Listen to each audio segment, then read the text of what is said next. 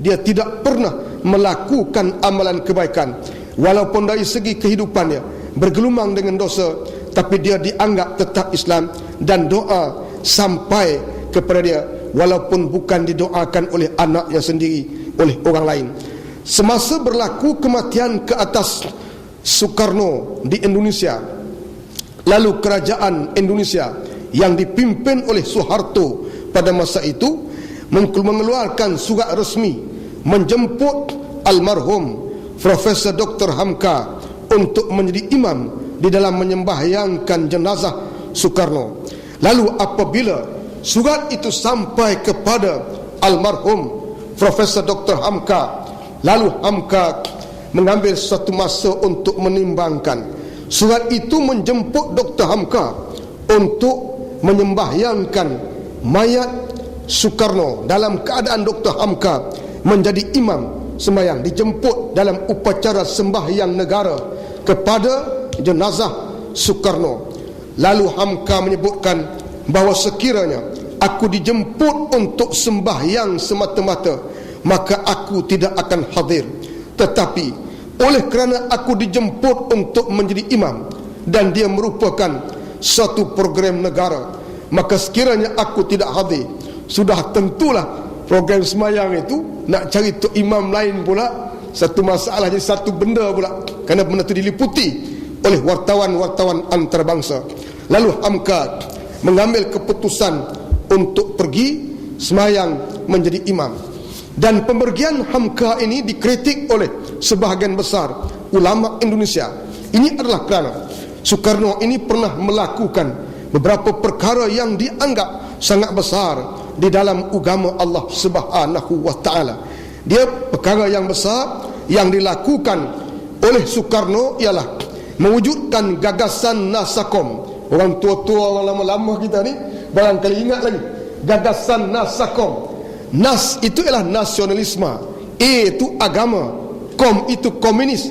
Dia mewujudkan satu gagasan yang dipanggil Nasakom, nasionalis campur agama dan campur komunis, kerana tujuannya untuk melahirkan dia, mewujudkan dia diri dia sendiri sebagai the legend ataupun sebagai legenda kepada Indonesia, pemimpin yang boleh diterima oleh semua kelompok manusia, semua kelompok rakyatnya, sama ada dari kalangan golongan agama dan juga golongan yang lain. Jadi Hamka terpaksa sembahyang istikharah dulu, nak pergi ke tak pergi itu. Dan orang-orang sebahagian besar ulama-ulama yang dijemput tidak menghadiri upacara sembahyang itu kerana mereka merasakan bahawa apa yang dilakukan oleh Soekarno itu sangat besar dari segi neraca pertimbangan agama Allah Subhanahu wa taala.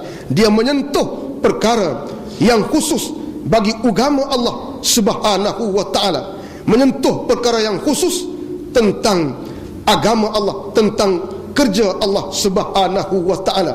Agama Allah nak dicampurkan dengan komunis, dengan nasionalis. Ini boleh buka buku sejarah gagasan Nasakom yang diperkenalkan oleh Soekarno di dalam pemerintahannya. Di dalam sejarah pemerintahan umat Islam terdapat beberapa pemimpin yang telah bertindak sedemikian rupa. Antaranya ialah seorang raja yang terkenal di benua India, yang terkenal dengan gelaran Akbar Agung. Orang-orang yang belajar Tawarikh darjah 5 ataupun darjah 5 tak silap saya, sekitar tahun 70-an dulu kenal dengan nama Akbar Agung ini. Dia standing dengan Hammurabi dan sebagainya dari sudut kekuatan tarikan sejarahnya. Kesilapan yang dilakukan oleh Akbar Agung ini ialah mencipta suatu bentuk agama yang diambil daripada agama-agama, mewujudkan satu bentuk gagasan yang diambil daripada agama-agama di masa itu, termasuk agama Islam, dengan dinamakan din ilahi. Din ilahi dilakukan oleh Akbar Agung di India yang mencampurkan ajaran agama Allah Subhanahu wa taala, agama Hindu dan juga agama-agama lain, serta memasukkan beberapa bentuk-bentuk pemikiran falsafah yang difikirkan oleh dia dan orang-orang yang dianggap cerdik oleh Akbar di masa itu. Dan semasa dia hidup, dia tidak sempat untuk mengembangkan gagasan ini, cuma melibatkan beberapa orang saja yang terpengaruh. Dan apabila dia turun takhta, akhirnya kerajaannya disambung oleh cucunya.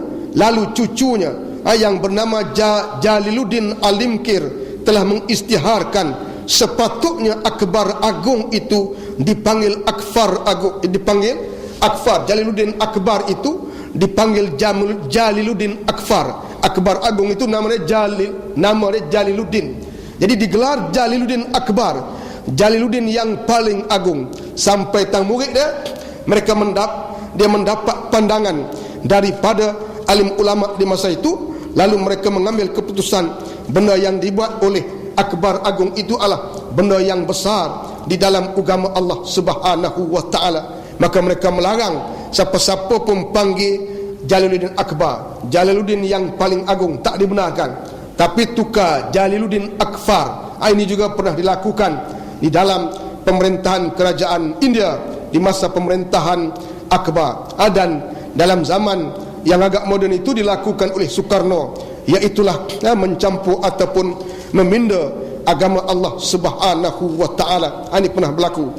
Dan oleh kerana itulah juga dalam negara kita satu ketika dahulu para ulama memberikan teguran kepada mantan Perdana Menteri kita kerana menambah perkataan hadari pada Islam. Ini pun satu masalah juga tu. Para ulama memberi teguran.